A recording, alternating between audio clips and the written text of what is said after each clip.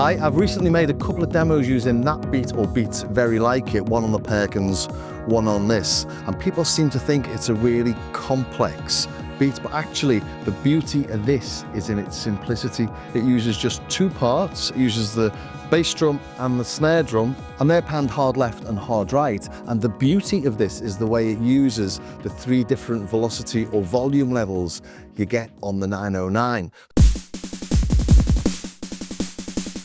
You can hear that snare's playing at different levels. If we go into step right and play it again, but then if you can see here, but the snare is much louder on steps 9, 11, 13 and 15. And on 10, 12, 14 and 16, we've got a dimmed LED because it's not playing quite as loud.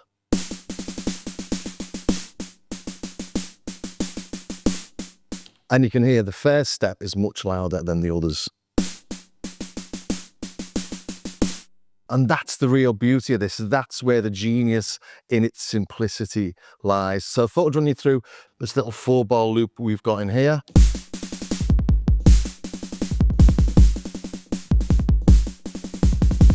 And once you realize how that all works, you can get creative from the basics and start making your own. And the easiest way to show you how to do all this isn't on the 909 because it's quite hard to see what's happening.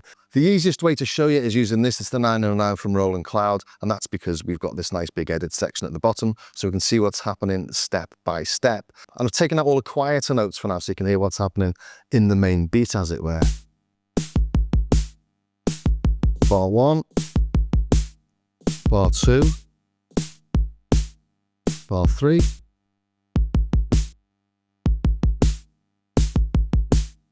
so when you put all them together,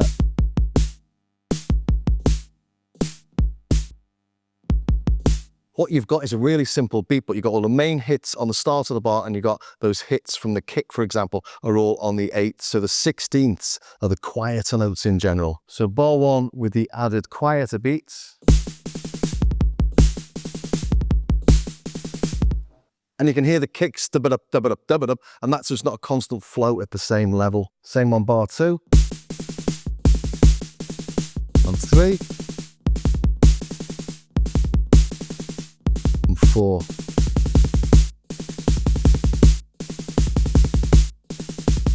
So you can definitely hear that there's a beat in there. It's not just really fast, random notes. But the really, really important thing in here is what we've got down on here on the 909, and that's the accent. If I turn that accent off and then play them all,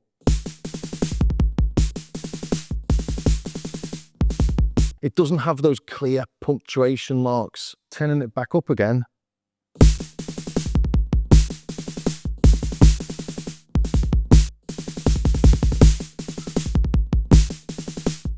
you can clearly hear the punctuation of that dom, dom, dom, dom, dom, dom of the accents all the way through. And that means that you can put all those little fill notes in without it sounding overly complex and sounding a bit random. It really does hold the rhythm.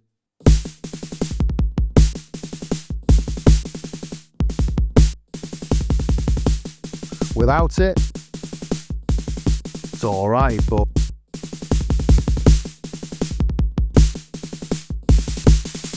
and just so you can take notes, as it were, screen grab these, bar 1, bar 2, bar 3, and bar 4, and you've got the accents up at the top there. So the accents are on the 1st, and the 1st and the 13th, the 1st, and the 1st and the 13th. And as I say, that's where the dom, dom, dom comes from. So if you're going to make your own of this sort of style, just pick, you know, a rhythm like that, and then you can hang everything off it. I've generated a bunch of MIDI files from them. I'll put these on my Patreon, but if we come into one of them and we take a look at the list, we can see we've got 3 velocity levels, 101, 50 and 80. The 50s are the quiet notes, the 80s are the main hits, so that would be bass drum 1, bass drum 2, snare drum 1, snare drum 2 on the 909, and then the accents are the ones that are at 101. So you can get more creative with it if you want. Obviously, you can add velocity levels and you can change things. And just in case you're wondering what these orange regions are, in the intro there's some variations, there's some triplets in there.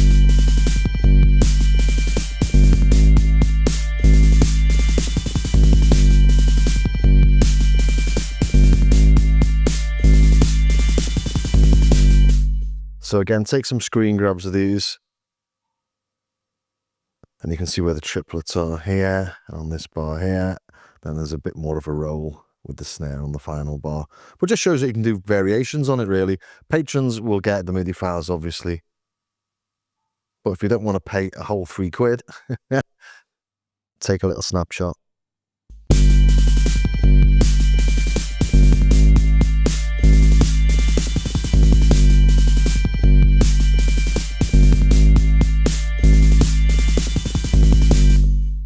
Ironically, you can't program that on this, because if you do change the scale and you want to put a last step on, it changes the last step. So if you want to do just 4 beats in a triplets, for example, the last step works on all the variations. So yeah, it's odd that you can actually do it on the old machine, but not on the software. But it's the very fact that you've got those punctuated beats that gives it the rhythm. That means you can do whatever you like. So have a little play with doing stuff like that on the Perkons.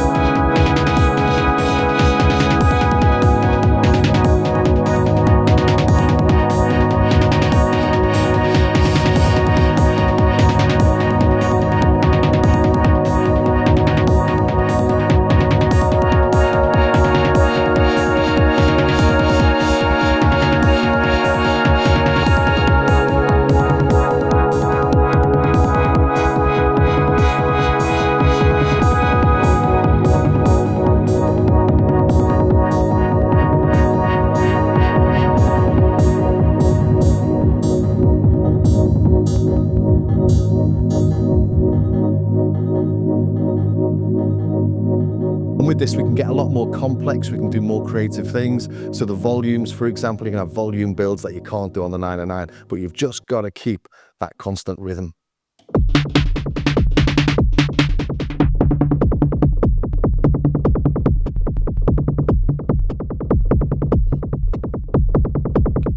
I'm trying to go there with a dum, dum, dum, dum, dum.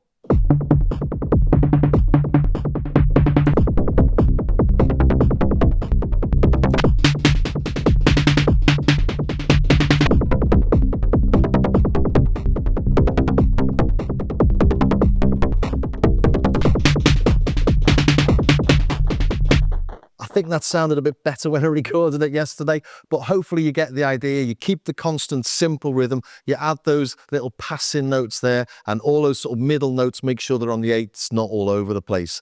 And you can easily build something that's as good as, or even better probably, than the Hunter thing. That was the original. Take it away and do something much more creative with it yourself. Well, I hope you enjoyed that. I enjoyed sticking that together. I enjoyed playing with these drum machines, obviously. If you did, please do subscribe. This channel is funded by YouTube ads, affiliate links, and my wonderful patrons who, for less than the price of Dodgy Coffee Month, get access to patches, samples, tutorials, and other goodies, such as the MIDI files for this, which will be a nice starting point, hopefully. And do take a look at my starskycar.com website as well. There's there's patches of samples, stuff to buy, free stuff, and little bits of cheap bits and bobs. Anything that you can pick up and pay for, obviously all helps to support the channel. So yeah, hopefully that was of some use to somebody somewhere. Thanks for staying to the very end, and I will see you next time.